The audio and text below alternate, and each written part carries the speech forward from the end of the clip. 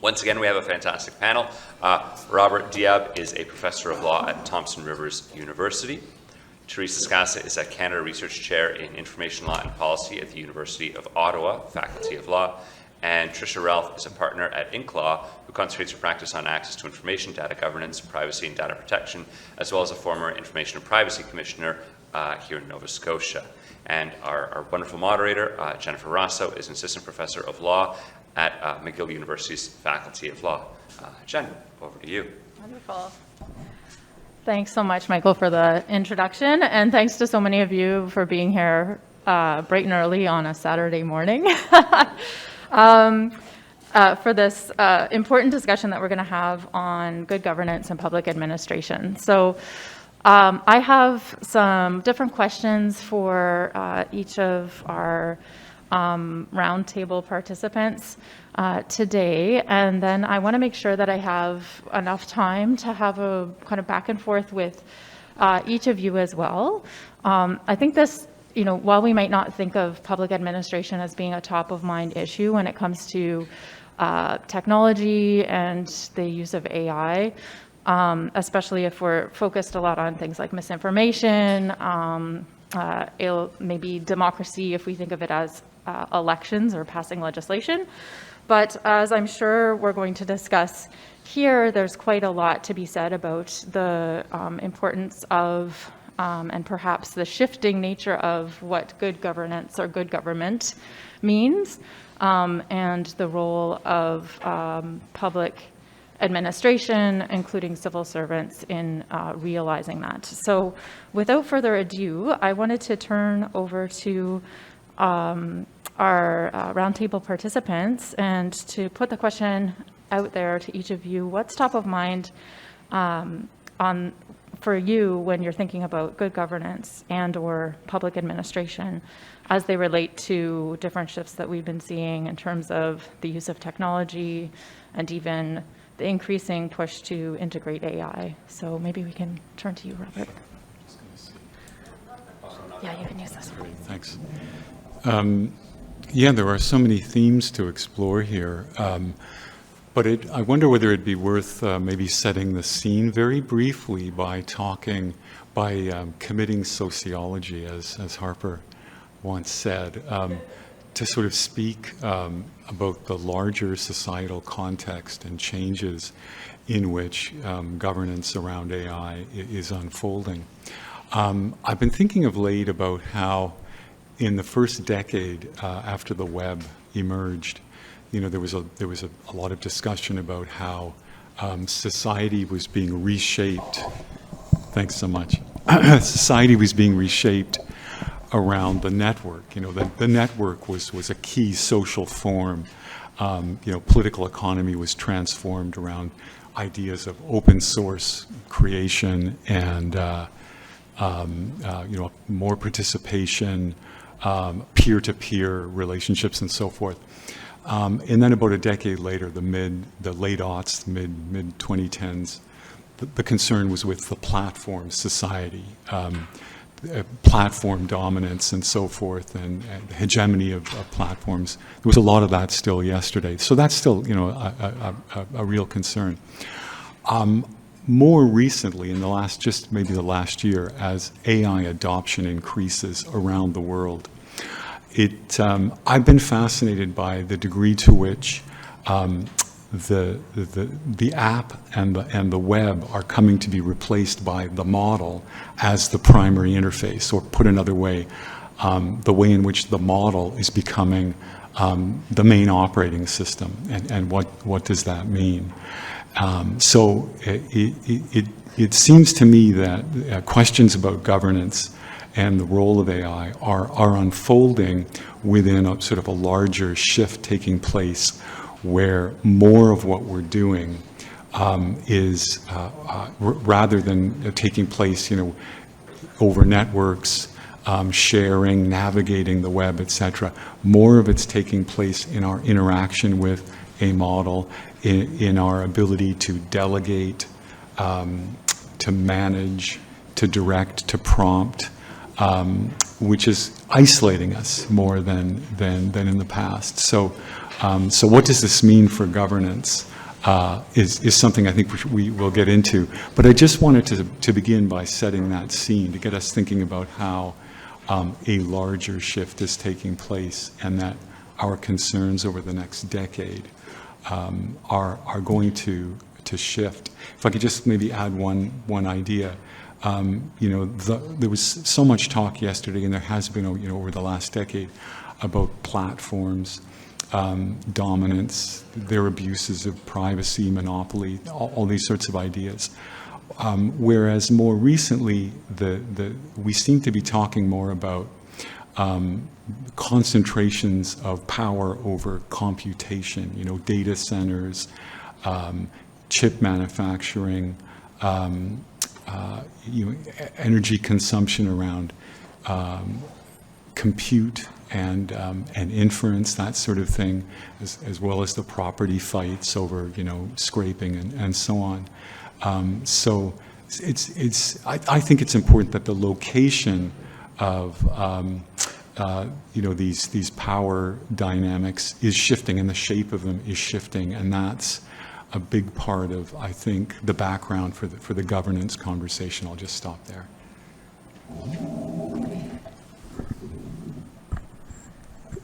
Yeah, and building on that, one of the things that I've been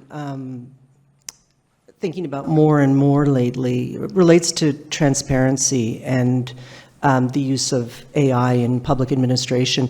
And when I started writing about this topic, I started with the Directive on Automated Decision-Making at the federal level, which was really, in 2019 was focused on deliberate decisions to either procure or build models to do specific things. And at that point, the transparency issue was around how do we know that there's, how do we know that this is taking place? And there was a requirement in each case to do an algorithmic impact assessment and to publish that on Open Government. And so one of the places you could go to find out what the federal government at least was doing with AI was was the Open Government platform to look at algorithmic impact assessments. And what I found was that while some departments were publishing these, many must certainly not be publishing them because there had to be a lot more AI in the public service than was being represented by the AIAs that were published. So at that point, the transparency issue was, like, how do you find this out, even when there's an obligation to publish? How do you really get a sense of what's going on? And Joanna Redden has created this tag register, which she continues to update, and she's put a huge amount of effort into trying to document uses of AI in public administration at the municipal, provincial, and federal levels across Canada. And she's used access to information and other tools to try and document cases of where AI is being used in the public administration, but it's a lot of work. And again, it's incomplete. What troubles me now, of course, post-generative AI, or in the generative AI, post the launch of generative AI, is that it becomes even harder to identify what is a use of AI in public administration. It's easier to say, well, this model that has been designed to do this thing is a use of AI in public administration, but what do you do with a context in which an administrative decision maker is using summaries of evidence, and those summaries are generated by are produced by using generative AI and is relying on summaries of evidence? Or what do you do with an administrative decision-making process where the decision maker is using generative AI to generate a draft of reasons that they then work on? How do you identify that as automated decision-making when it doesn't look like that? And I was struck by the IRCC, of course, has been using a lot of AI in public administration, and they've been taken to court many, many times over their Chinook system. They're very defensive about it, and you can find on their website where they explain why they don't think Chinook is AI. And one of the things they keep coming back to is the decision is made by a human being, and so it's not AI. It's like, I don't know. I don't think you can say that. And that's not to form any particular opinion on Chinook, and I think it's an interesting case study, but to simply keep coming back to the fact that the decision is made by a human doesn't mean that it is not at least partially an automated decision system, or that it isn't AI-assisted decision-making.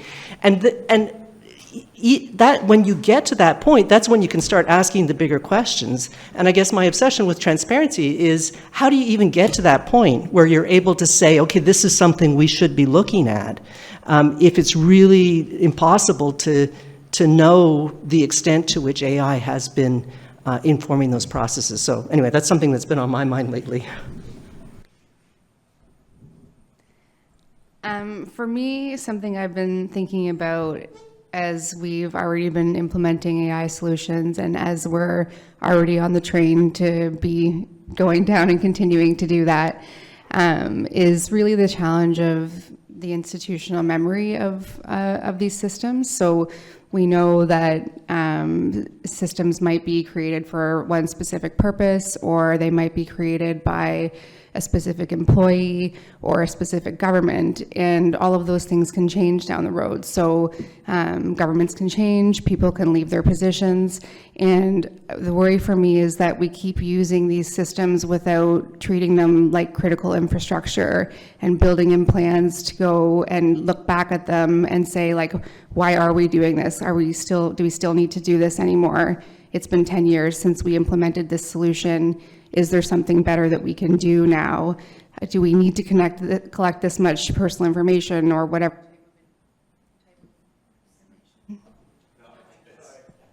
Oh, what? I was too loud? Sorry. Oh, people say that to me sometimes. And so I think of the example of building a road. So we don't just say, okay, we built a road, that's great, it's over with. We build in cycles and planning to say, we're going to go back and look at this in however many years. We need to, I should have thought through this example more. I don't really know what you do with roads, like retar them, I don't know. So we need to do that down the road. We need to think of, has there been some kind of safety issue that we can implement going forward? And so I think for me, we need to start thinking about this from the outset and not just going forward and saying, okay, we're going to implement this solution. That's great. We've solved this problem. We don't have to think about it anymore. But building in from the outset how we're going to treat this as a long-standing system, and whether it needs to be retired or modified or adjusted as we move forward.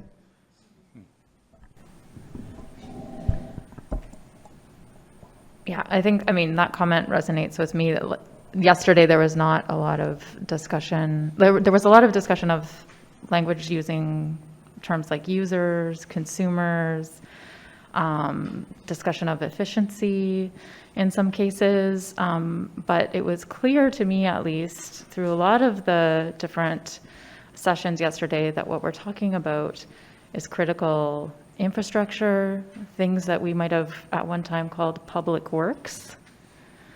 There were a lot of elements of the public good, and reorienting perhaps in that way might shift the conversation and recenter a different set of values that could, I think, produce some interesting results when we're thinking through good government and public administration, perhaps.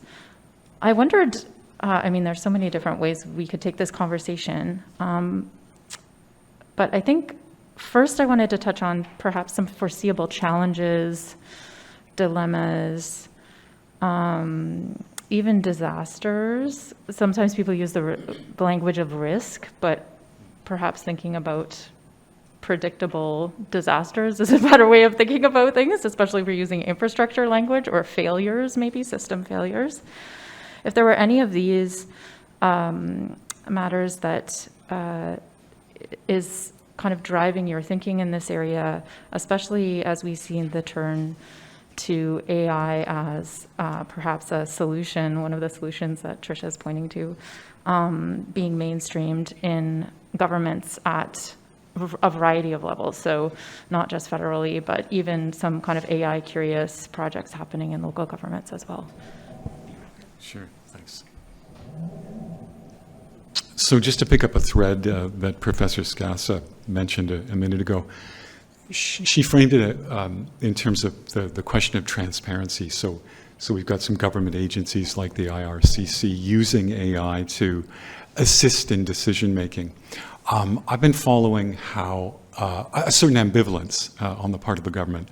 On the one hand, in documents like the directive on automated assistance, there's a clear position that certain decisions, certain levels of decisions affecting you in a significant way, have to involve a human, have to be made ultimately by a human, etc. And that is echoed in the guide, the federal government's guide on the use of generative AI by government agencies. In its, on the one hand, encouraging the use of AI, experimentation on the part of government, but singling out judgment in administrative contexts as not a good idea. And so it's got this ambivalence. But it is clear, it's got a clear sort of prohibition, you could even say, on the use of AI for judgment. All of this is unfolding at the same time that the capabilities of AI for judgment are rapidly improving, increasing, evolving. So we have this tension, conflict. On the one hand, you've got massive caseloads that are only getting worse in immigration. That's the most obvious example, but there could be, dozens of other administrative contexts where this is so. And at the same time, you've got generative AI, language model, experimentation unfolding that is demonstrating exceedingly impressive capacities, capabilities for making judgments. So if I can just very briefly describe a couple of experiments that I've been very intrigued by. An American lawyer in the summer of 2024 uploaded the case briefs of all the case, something like 37 cases before the U.S. Supreme Court that like last year, and uploaded the case briefs for each case and asked, I think it was Claude 3 at the time, outline a decision in 5 paragraphs, and he found that Claude came up with the same outcome in like 27 of them, and in the remaining 10, he was more impressed with Claude's reasoning than the court's actual output. And he demonstrated a number of abilities that Claude had, like it could come up with new legal tests, it could apply, a new test to new facts and so forth. I tried replicating the experiment by uploading the factums in Bajkowicz, RV Bajkowicz, if this rings a bell, a case that had been decided, and I was. Now that was a 5-4 decision, and initially it came up with a 4-paragraph summary decision that tracked the dissent remarkably closely, and then I just 1-line prompt decided the other way, and it tracked remarkably closely the majority's reasoning. And then I did it again. I did one more experiment with a case, I forget the name of it at the moment, but the court's heard it, but it hasn't decided it yet, which is to say it was proof, it was a way of testing how it would decide a case that may not be in its memory.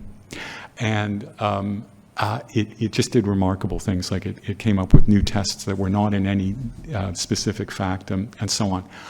All of this to say that the capabilities of AI to be sensitive to context, to party positions, to new facts, changing social norms, etc., is much more advanced than the AI that we were dealing with, even five years ago.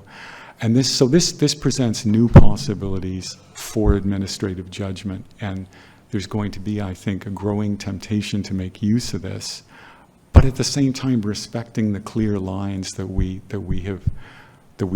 draw. I mean, not even to get into charter rights to a human decision, an issue that Professor Scassa has touched on. You know, to what extent does the charter limit how far we can go down this road, even if we wanted to?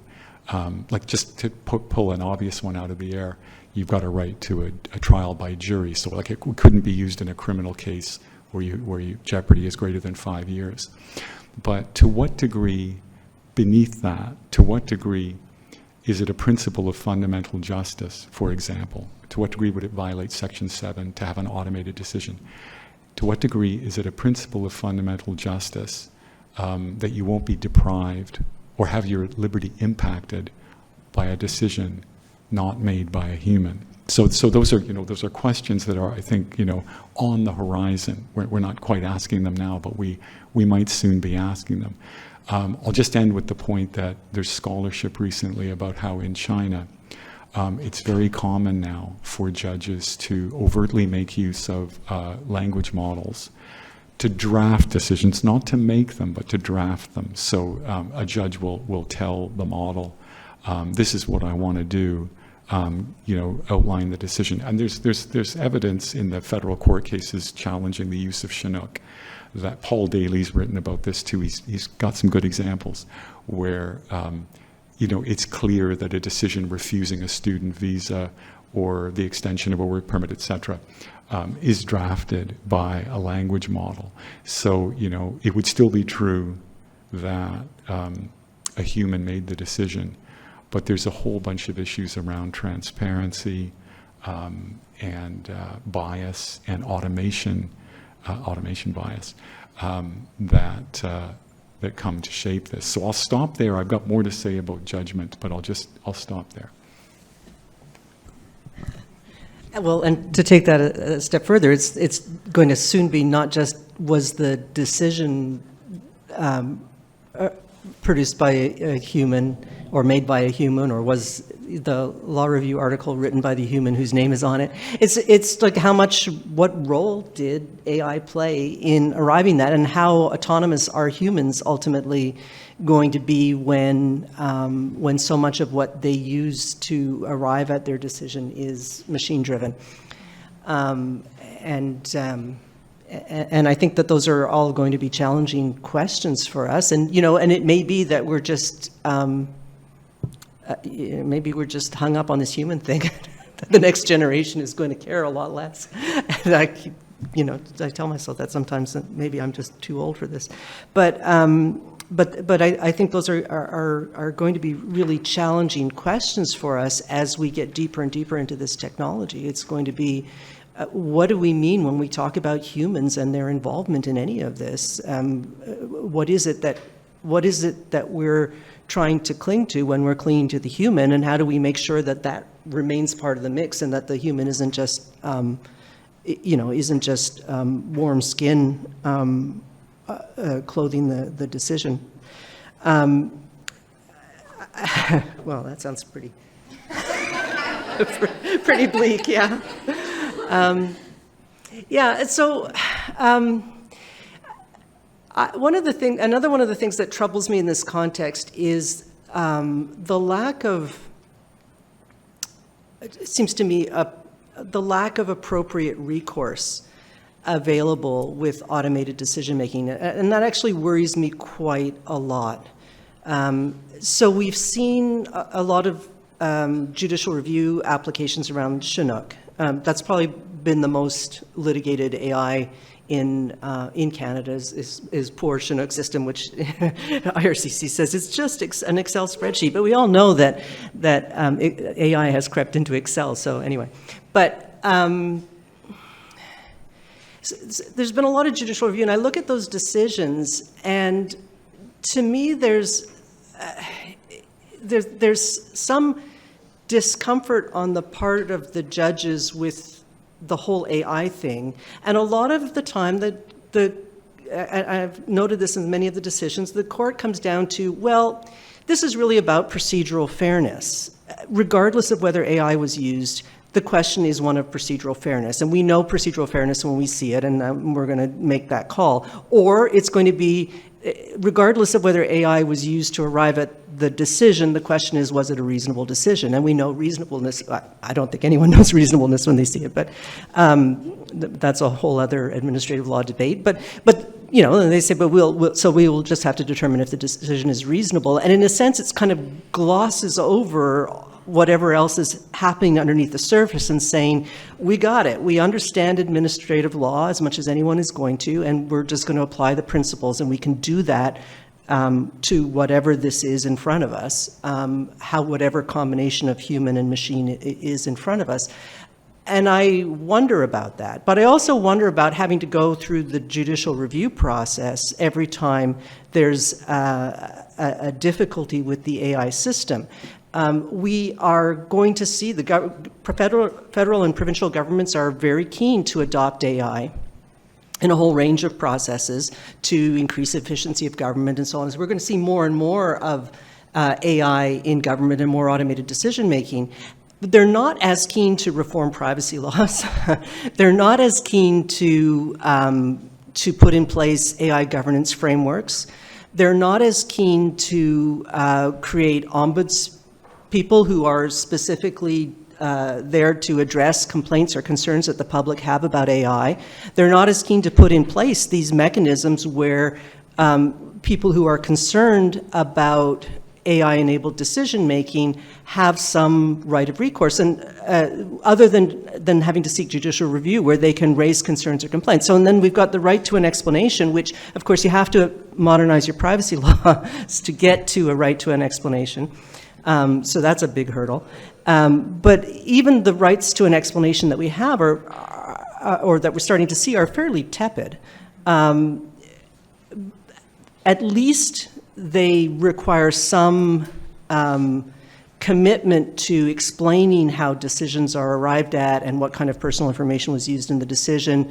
You know, I think they don't go far enough, and I understand the line that, you know, that's trying to be walked there so that you know, systems or decision makers are not completely overwhelmed by complaints or concerns.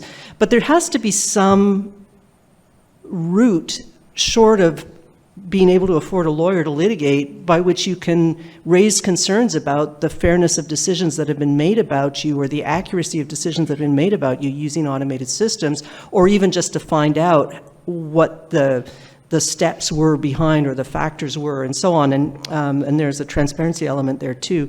So I'm concerned that we're not working on that side of the problem as enthusiastically as we seem to be working on the let's integrate more AI in the public service. I'm going to touch on, we've been saying this a little bit, but I'm concerned about acceptance of accountability and transparency about how decisions are being made when we're using AI. And sometimes I'm worried there's a little bit of the passing of the buck. And I think of that Air Canada case where a person was engaging with a chat box on Air Canada, and the chat box said, okay, you know, you can do this thing and get a refund or whatever it was. And then Air Canada said, well, that was wrong, and that wasn't our decision, that was the algorithm's decision, and so we can't be held responsible for that. And of course, that was not accepted, that argument. But when I think about, you know, how governments are using these decision-making things, like, we have to be transparent about it and explain it, and not just say, well, we had a human look over this. Like, there has to be a lot more transparency about what they're accepting in terms of responsibility.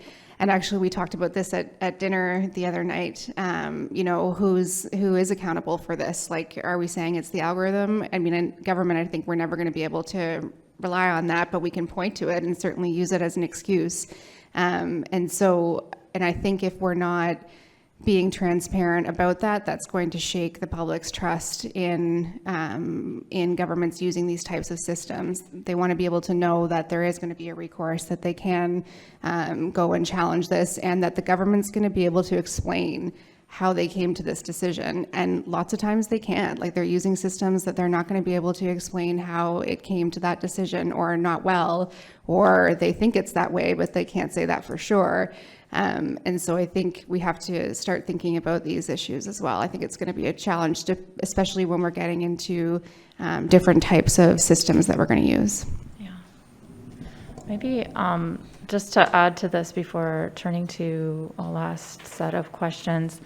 So I think a lot of this conversation raises important points about the importance of recourse after the fact, and the even transparency about the ability to have some sort of recourse after something has happened, including transparency about what has happened, the path by which a decision has been made, the degree to which automation or AI has been used along that path. On the other end, there's also, I think, an importance in having transparency ahead of time. And this is something that I've seen government officials resist, using language that centers on gaming the system. So, and this, I think, is an important piece too. In terms of regulation and policy, usually there's an understanding that in order to know the rules that are going to apply to your circumstances and thus be able to participate in an application or a hearing process in a robust way, you need to have some sense of what those rules are. You should be able to read the regulations. You should be able to access different types of policies or forms that you need to engage in. And all of that becomes difficult to do when there are different types of models or algorithmic tools being used in the process and influencing the process quite significantly. And in response to that request for that type of transparency, I've seen government officials say, well, we can't do that because then you're going to game the system. And especially in the context of immigration, I've seen this as the response from IRCC policymakers and technicians working inside. And so just to add that kind of layer of context to this debate, that seems to me, in a sense, to be a perversion of public law values, which would include the importance of notice, of like what exactly are the rules that apply to your circumstances before you can then successfully, as an applicant, participate in an application process. Like, if the rules are constantly shifting, you don't know what evidence is needed. You don't know, what information or submissions you need to make in order to have a chance of success. And that seems to be pretty dystopian, I would say, and directly raises some of the issues about, what does democratic governance or good governance mean when we're talking about the use of AI or automation. I wanted to turn to that question about good governance or good government itself, and maybe we can go in reverse order this time. In the work that you do, what does that term mean? What should it mean? Might recentering good government or public law values have a role to play in shifting the conversation and in advocating for different processes, different outcomes, perhaps different commitments on the part of government officials? I think I'm going to use my old commissioner hat for this part, because I'm currently at a law firm, and we do give advice on how to implement good practices with respect to AI. But when I was a commissioner, the huge thing that we focused on, especially in Nova Scotia, was we had issues with having enough resources to run our FOI, our Freedom of Information process. And I think, to me, we should be using AI as a way, in a way to improve trust in our system. I think it can be used that way, and in terms of it can be used to address this issue of secrecy. And I think secrecy is abhorrent to the idea of a good government. And so, how can we use these tools to do this? And so, can we use these tools to make government more accessible to the average citizen? Can we use these tools to have, when if the government said we're going to allocate a certain number of, or a certain amount of money to a certain thing, can we have like a real-time dashboard that shows this and says, this is where we're at with this, and this is how much money we're spending, so that the public can engage in this and not be seen that the government is doing all of this behind closed doors and doing this without transparency. And so I think we need to look at this and as a way to build trust in the use of AI systems by governments. Yeah, thanks. And I actually think it's helpful to emphasize some of the more positive ways in which AI might be used to improve government and improve access to information. And I mean, there are ways. I guess we've been focusing on some of the more challenging, or the bigger challenges.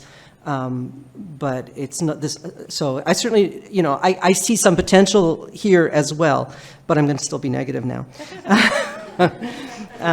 Because, we're talking about good governance, and there's a whole other, Jennifer, when you were talking about some of the challenges, the governance challenges, the gaming the system, not being transparent because of concerns about gaming the system, that made me think of the real challenges I think we're going to have with transparency and law enforcement uses, or that we already have with transparency and law enforcement uses of artificial intelligence and profiling, and that's actually quite scary. And a matter of considerable concern, and you just, and I don't even know where to begin there, but we're not really talking about law enforcement here, although that is still a public sector use of AI. But I think increasingly governments are also looking to tools of profiling tools and predictive analytics to, for example, identify fraudulent benefits fraud, or to identify tax fraud, or who should be audited or who should be investigated. Certainly with money laundering and other things, and again more on the criminal side. But there's a whole range of activities that they can be using AI on the data that they have in order to predict. To make predictions about certain behaviors in order to focus their enforcement or investigative powers. And so that's kind of important to people too, and can have really serious impacts on people. And those are systems that you don't, you particularly don't want those systems to discriminate or to make errors. And the risks are there. But at the same time, if there's not going to be much transparency about them because you don't want people to be able to game those systems, or you don't, or you don't want to give away trade secrets, or there are other, issues around that, then I think that becomes challenging as well for understanding why some people are being audited and others not. I mean, or why some people are having their benefits revoked and others not. And so this is another area, I think, where we have to really be thinking about governance, because there's going to be, it may be that that the decision to take action against a particular citizen comes after an investigation and is made by a human and doesn't look as AI, but the fact that that person was targeted in the first place might be a function of a predictive system that has singled them out from other people. And anyway, so I do, again, I think transparency factors in there, but there's also that layer of resistance to transparency on the part of government that we have to think about too.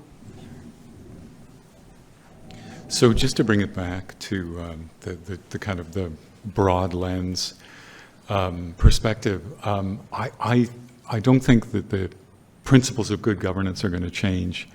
It's just a question of how they will apply as we become more immersed in AI. And along the lines, just to pick up the thread from where Teresa had left it, so yes, more decisions will be made, or government at various levels will make more use of it, and maybe one of the main uses will be predictive decision making and so forth.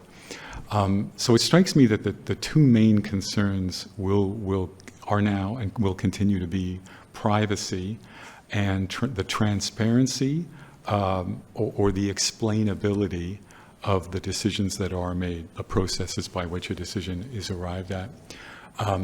The privacy one, that's a huge and complicated issue, but one potential solution that commonly gets invoked by government agencies and courts and lawyers is to just take it in-house, to kind of build your own model, run your own model, train your own model so you have a better grasp, more control over what's going on. That's not the final answer to privacy issues, but it's one avenue.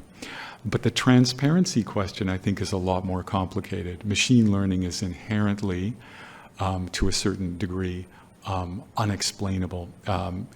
It's inscrutable. Like it's impossible to understand how it arrives at a certain decision. We know as a fact that the way that you prompt models has a significant impact on the way that they decide things or the outcomes that they produce.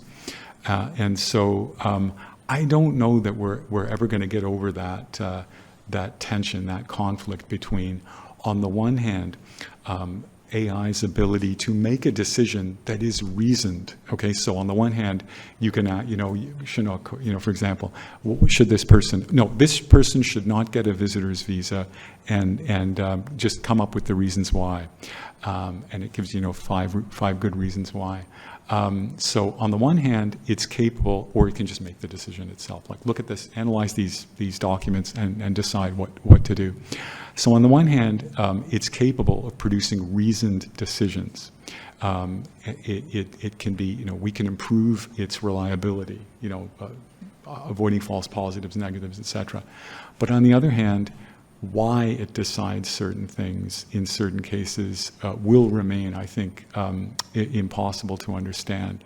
And I think one larger governance question we're going to be facing, I think, more often is, do we settle for the one rather than the other, or do we say no? That there's only so far we want to go with AI because we need explainability.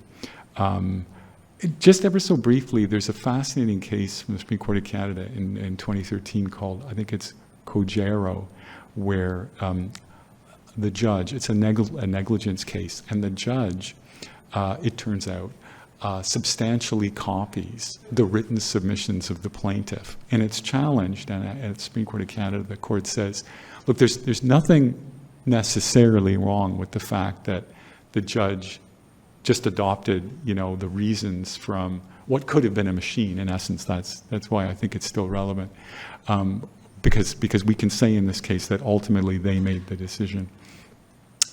It's a principle of procedural fairness that the decision maker is presumed to be impartial. You have to rebut that presumption. You have to establish that they weren't being impartial, etc. Are we prepared to do the same with machines? Or is it the reverse? Is there a presumption that it's not capable of being impartial? It's not unbiased. Is the lack of explainability fatal to any ability to treat it as presumptively impartial? So I think these problems, there are more, but these ones, I don't see how they're going to go away, and so they would, I think, limit the potential use of AI by government agencies, but at the same time, there's just this increasing pressure to use them, to make more use of them. So I'll stop there. Thank you. I think we have about half an hour, and I had wanted to make sure that we had enough time for a conversation, not just among ourselves here, but with all of you, because there's so much to talk about on this issue. So I wanted to see if there were any kind of interventions that anyone wanted to make, or if you're still kind of easing into the day. Because, of course, I have many things I could say on this topic as well. I see two hands. Maybe, Michael, is there a microphone that's getting handed around today? Is it up here? Oh, yeah, the orange one. Yeah, there you go. Should we just pass on to the next place to go? Hi. Thanks. So, really interesting conversation. I wondered if any of the panelists have thoughts about what's driving the push towards AI across the public sector, and the degree to which it's kind of just a combination of tech solutionism and sunk cost. And the reason that I asked that is because I did a report last year for the Administrative Conference of the United States on responsible use of AI by government, which I'm sure went straight into the trash when the new administration came in.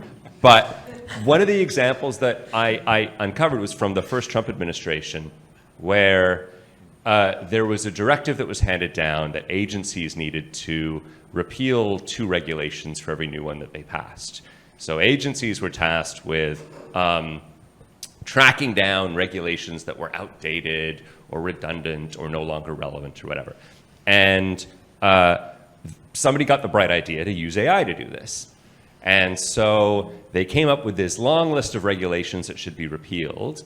And the staff whose job it was to implement this project hated the system because it required way more work, because everything had to be really diligently checked again. And the system was more than useless. Like, it was just creating more work for the staff that were doing it. And they spoke to the manager who had introduced the system after it had failed in this way. And he basically said, well, I recognize that we've had some problems, but I'm confident we're going to get it right next time when we do this. And I don't mean to be a Luddite on this, because I understand that there are very different use cases around AI as a research tool versus a drafting tool versus like a direct decision-making tool. But I'm curious as to whether folks have thoughts about the degree to which these are actually being driven by civil servants that are trying to increase their efficiency, that know their work and actually see value in this stuff, and the degree to which it's being pushed by like senior officials that want something flashy to show off with, or if I'm completely off base on that. Well, I'll jump in on that, because I have been thinking about this a bit. I think there are a number of different things going on. One of them is the government's current desire to promote AI innovation, I think includes adoption of AI within the public service, both to give the private sector a chance to bid on projects and to participate in projects, but also to build familiarity and trust in AI and to promote it. So I think that it's part of the innovation agenda, is that the government is a big client for AI services and AI tools, and so adopting AI in government is going to encourage that. I think there's a trust element. I mentioned that, you know, this idea that the more we use it, the more people will come to trust it. There's also, I think government, I've heard this over the years from government, that their clients, that's who we are, clients, want government to look more like industry. So they want chatbots. They want to be able to get 20, you know, like you can't sleep, it's 2 a.m. and you can't sleep, so you can go online and get government services, so that'll put you straight to sleep. But that they would be accessible, that you don't have to pick up a phone or anything, but you just go on and talk to a bot about whatever issue you have with government. And so that people want this kind of thing, and that this will make, because they're used to this level of service from the private sector, they want the same kind of service from government. Then there's also the efficiency argument, that there's so many ways in which government can become more efficient by using AI tools. And then I think that there's another hidden agenda, which is not hidden necessarily by government, but it's the fact that there's a lot of people working in government who are under a lot of pressure to get things done at very tight timelines and tight deadlines. And using AI tools, whether those are authorized or shadow uses, may be one way to meet those deadlines more quickly and easily. So it's a kind of an efficiency argument, but it's an under the surface efficiency argument where people are just saying like, oh, I have to get this report done by the end of the week. How am I going to do that? Well, I'm going to use generative AI and hope for the best. No, I think all of those things factor into adoption of AI in the public service.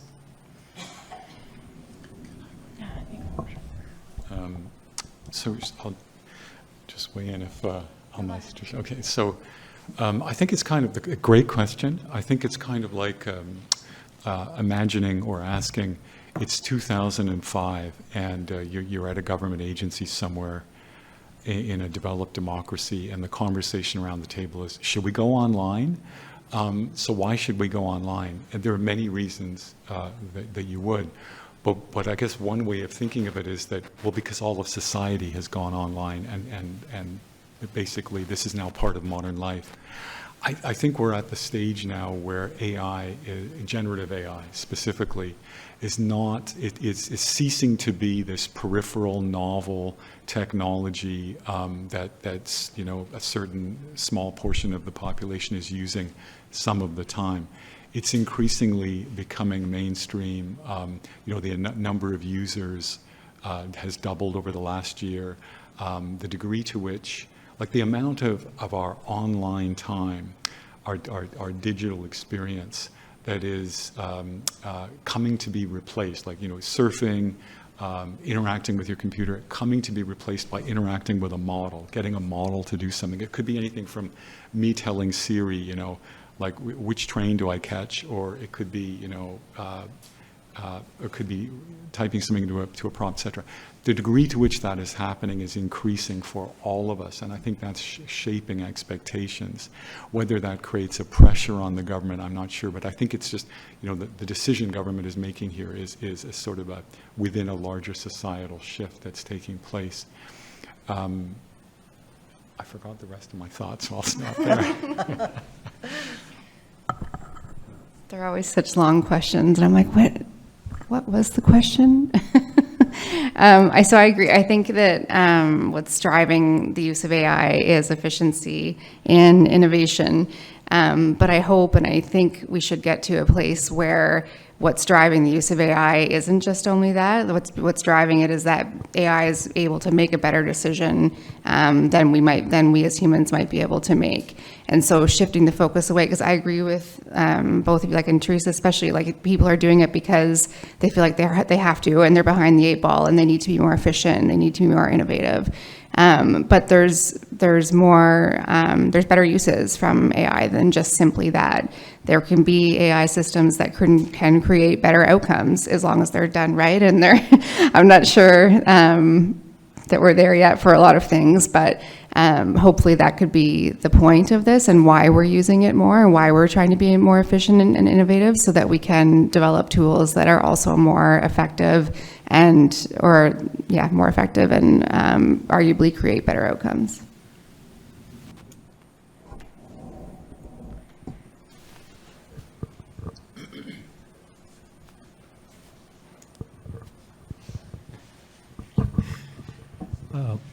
I'm coming from a different background. A lot of mention has been made about efficiency at the risk or at the expense of effectiveness. You're looking at government trying to emulate the private sector. The private sector uses the word competitive advantage. Is government trying to compete? Is the government, the theme is governance, in order to be not left behind, are governments seeking to move towards this surveillance model so as to get competitive advantage? And then using AI is just one such thing, but is that move happening already across the spectrum of governance in government? I can take a stab with that. I think, is it competitive advantage or is it keeping up? You know, because we're going to have the train's moving. We have all these private companies developing these technologies, And government, I'm hoping, or should be saying, we can't be, run over by this. We need to be able to understand what's going on and how we're using these systems, and that we're not just blindly implementing these AI systems that are being offered and delivered to us. So I think of it that way, maybe partly competitive advantage, but also just being able to do this and able to understand what's going on. I think both those things are important.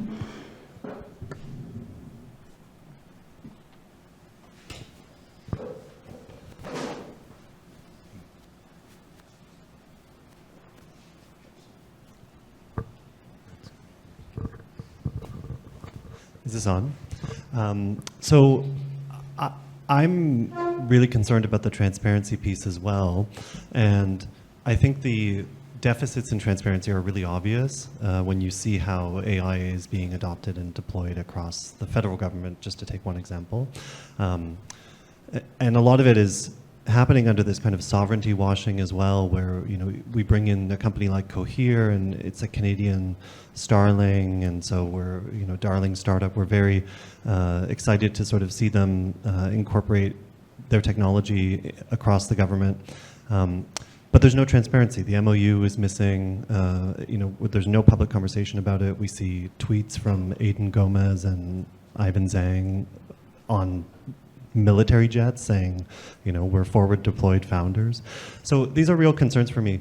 But something that opened up a new thought for me, and I'm curious for some of your rough draft thoughts on this, is I was talking to someone who thinks about these issues in Australia, and we were talking about how many of these examples where you do see the adoption of AI, and you've alluded to several of them with Chinook and with CRA auditing and taxes and so forth, but we see this consistently around the world in places like the Netherlands with the use of automation that resulted in all kinds of erroneous orders to individuals to repay debts or the childcare scandal. We saw this in Australia with robo-debt.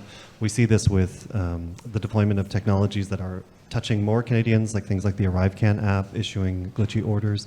So for me, the comment that this person made when we were having this conversation was, I don't necessarily need full transparency. It's like a bomb-sniffing dog at the airport. I just want to know that it can do its job. And so whether that is explainability or transparency may be a question. But the bigger question for me is about trust. If we don't trust the government's decision-making and scale whatever decision-making is and who is actually making the decision, what is the impact on public trust in government institutions? And what is the consequence of that? Because we know that high-trust societies are more equal societies. And we know that low-trust societies are less equal. And there's already a phenomenon underway in Canada with the erosion of trust in public institutions. Paradoxically, law enforcement, which Professor Scassa raised concerns with, is the highest still, but we're seeing this constant decline in institutions. I'm just really curious what the panel might think about this question about the erosion of public trust and how the adoption of AI might actually be part of this, a savior, a threat, this type of thing.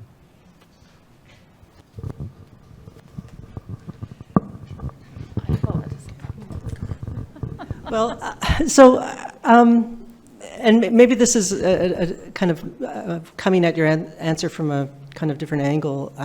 One of the things that I had thought was interesting and potentially encouraging about things like the directive on automated decision-making, and there was something of this in the AI and Data Act too, it's the idea of monitoring and reporting on the performance of the AI system. So the requirement that if you put in place one of these systems, that you're monitoring the outcomes and you're basically looking to see whether it's going off the rails, whether there are errors, how it's performing, and that you do this over the life cycle of the AI, and that you do this in order to go and make adjustments and look after it. And make adjustments to the system and ensure that it continues to operate as it should. And I thought, And I still think to some extent that that's quite encouraging because we didn't ever really do that with human decision systems, right? I actually tried to look for this, but it was pretty rare that an earnest academic would get a grant to go and look at the last 5 years of a decision maker's decisions to see what the patterns were and the outcomes were. That was a big research undertaking, and it didn't happen very often. It often produced really interesting results. It didn't happen very often. Can you imagine if every decision system in government every year was generating data about its performance, its outcomes, and you could look at that and you could say, there seems to be some sort of bias here, or we have to look at this more closely, or the error rate seems to be going up, so obviously the algorithm has to be tweaked. I mean, that actually would be really good, right? And I think the challenge will be ensuring that we actually do that. We would have the technological capacity to monitor automated decision systems, but will we? Are we going to build that in? And then who's going to be looking at those reports? And who's going to be taking action on those reports? And who's going to be looking to see that the people who are supposed to be looking at the reports are actually taking the actions that they're supposed to take? And I think, again, this missing piece in all of this public sector adoption of AI that we're starting to talk about is oversight. And right now, the oversight mechanisms are seen to be sort of within departments and responsibilities within departments. But it's like, who do you go to for who's making the spot checks? Who's overseeing to make sure that the things that are supposed to be done are being done? And that's what I would like to see, a little bit more commitment to some kind of oversight mechanism, a commissioner, somebody who has actual authority to make sure that the obligations that are put in place in any kind of AI framework are being met and consistently met, and being there to receive complaints and to investigate complaints. And I just think that we have to be thinking seriously about putting in some kind of mechanism like that. I have a lot to say about this, and I know that I'm supposed to be facilitating the conversation, but I can't help but jump in. So I think what Teresa's mentioning here is exactly right, and I think it points to what happens. So the funny kind of imaginary that is created by the use of AI, it's like government working on its own without any people involved, but actually, and maybe this gets back to Michael's question too, when you introduce, whether it's AI tools or automation, you actually need more oversight, more maintenance and repair work to ensure that the system is actually functioning well and that there's not a lot of errors, like robo-type errors that are being made. And a lot of the times when disasters happen, it's because the people get pulled away or caseloads get increased and there's not a commitment to this type of maintenance and repair work. And I think thinking about perhaps AI systems as like critical infrastructure that you can't just roll out like a road without repaving it once in a while or ensuring that it's not washed out, right? Like that this really, it matters quite a lot. And it matters for trust in government. And I think there's an interesting thing that's happened with the introduction of AI, not just in government, but including in government, where there's a sense that, and this is connected to our conversation yesterday about a distrust of experts. So civil servants develop expertise in the work that they do, for better or for worse. Like the expertise can be expertise in bad practices that we want to unsettle, but they also develop a lot of expertise in terms of the regulatory regimes they work with, the benefit schemes they work with, which are often highly complicated, and they develop a certain type of expertise in terms of the people that they serve.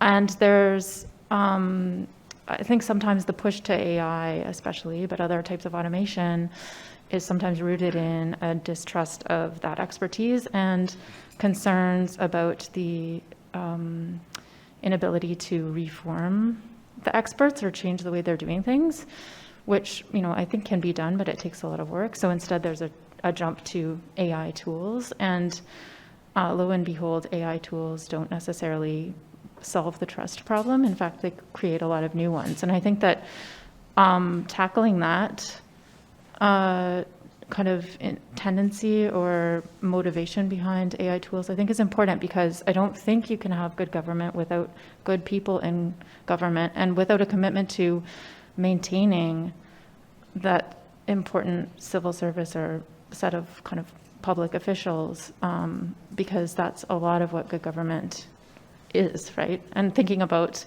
Michael's point, I think you made this earlier, about the people inside government, the little bureaucrats who actually are the kind of ones that push back when you have authoritarianism coming from the top. Like that, there's a value to this for so many different reasons. So I think that, I don't know, re-emphasizing that and then trying to solve how do we make that function better is also part of the puzzle.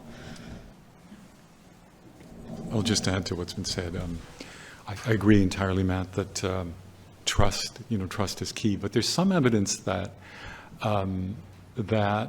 there are mechanisms to be put in place that can foster trust in the outcome of AI. So one example I'm thinking of is the use of AI summaries by the big platforms.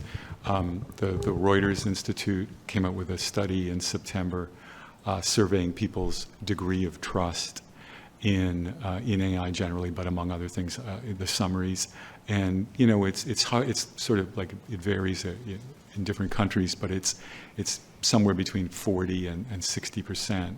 And so, and we're all using them now, and we all have a sense that it's not perfect. You need to verify, and that's why there are footnotes or source notes, etc. The point there, though, is that Google, these big Perplexity, etc., OpenAI, they wouldn't be doling these out. They wouldn't be putting the reliability of their brand on the line if there wasn't a sense that, well, people will likely trust these, or their trust concerns can be addressed. That's just one example of how the use of AI isn't necessarily fatal to, it isn't a one-way road to the demise of trust.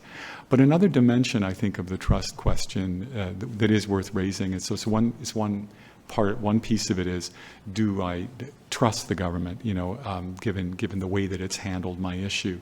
But another one is, even if it, quite regardless of how it handles my issue, do I feel as though my government is a reflection of the principle of self-governance? Is our government a reflection of us governing ourselves, if that makes sense? I think that's an important democratic idea, that we aren't governed by some external force, or we aren't alienated by our government. Our government reflects us. We are a part of it. It's a part of our community, etc. And that's maybe another important limit to AI. So maybe have lots of AI, but make sure that it's overseen, as Professor Scassa was saying, that it's overseen by us, that we are in control here. I'll just add to that a little bit, if I have a minute. So it makes me think exactly of the situation of privacy impact assessments that are currently reviewed by privacy commissioners.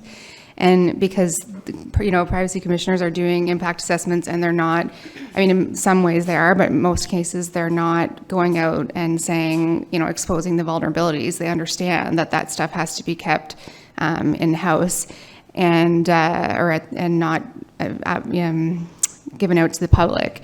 And so I think we already have that mechanism in place. We can say, as long as we can say, I was thinking when you said that your friend that you were talking to was like, I don't need to know the exact specifics, but I want to know that I have comfort that someone's looked at this and that they're okay with it moving forward. And that has to be someone, that we have that system in place, and it has to be someone independent. It has to be, a privacy commissioner or whatever commissioner they want to come up with, who does those assessments, who works with the company or whoever's providing the solution and says, we've looked at this, these are the risks, we've found that you've mitigated the risks, and, we approve or we're in agreement with you moving forward with it. So I think there's a tool we already can use. Yeah. Hi, thank you. I think one of the challenges with government effectively using AI currently is the governments have been challenged to collect data in a really good way across all the systems. Ministries have been siloed, and so I think in order to to have a beginning place without a framework, an overall arching framework with commissioner to oversee, I think that would be one of the things I think of as a very first big step for governments, that they would need to have a really good data set to rely upon, and that currently this is maybe uncovering the fact that many governments maybe don't have this place, so they would be challenged to really have an efficient system. And I'm just wondering what your thoughts are on that.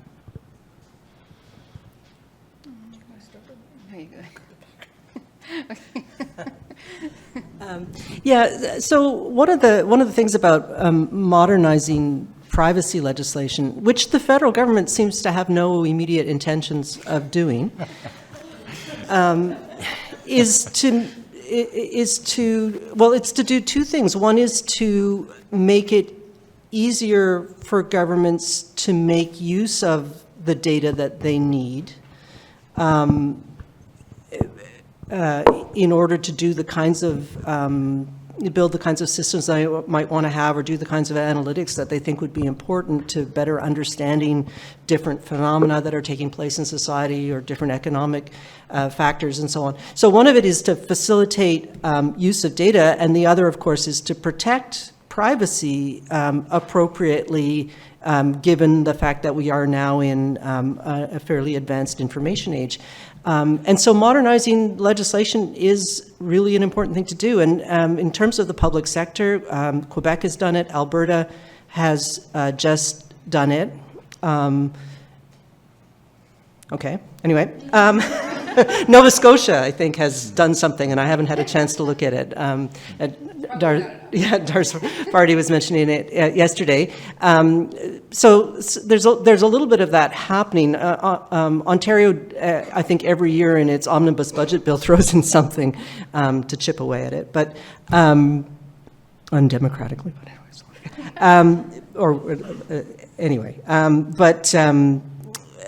It's moving pretty slowly, and it's not happening at the federal level. So I do think that the data piece is a really important piece.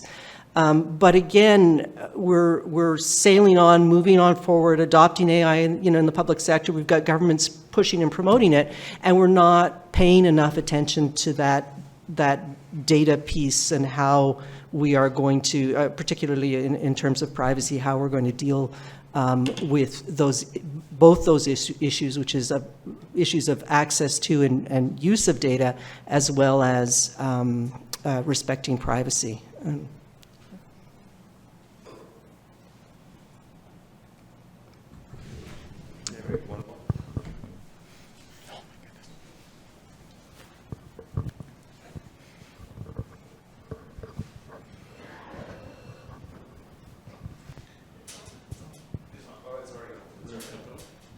Okay.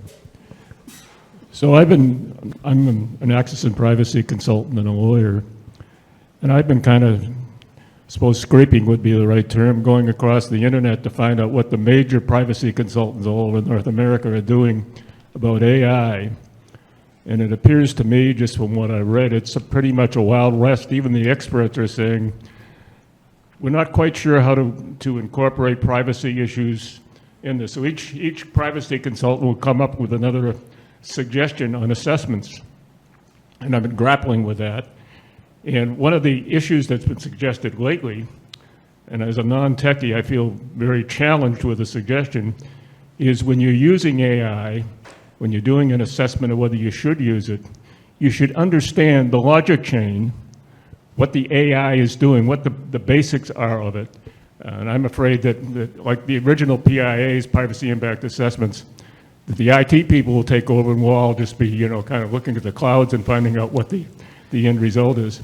So my question is to the panelists, how important do you think that understanding the logic chain and how the AI actually works, how it makes its decisions, is in any assessment process as to whether you're going to use it or not?